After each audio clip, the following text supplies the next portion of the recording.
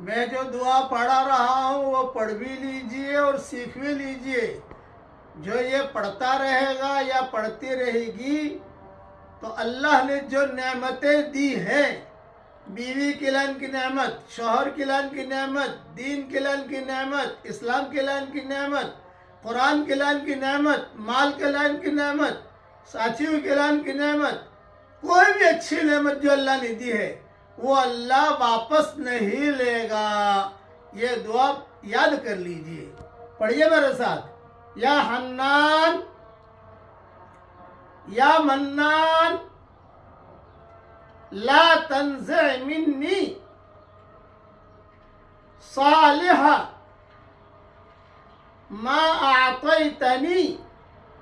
ए हन्नान, ए mannan, जो नेमत आपने मुझे दी है वो मुझसे कभी भी छीन मत लेना। बस ये दुआ के हवाले मेरी किताबों में मिलेंगे इंशाअल्लाह, इसे याद कर लीजिए। अल्लाह ताला ये दुआ हम सब के लिए, पूरी उम्मत के लिए कबूल फरमाए। आमीन।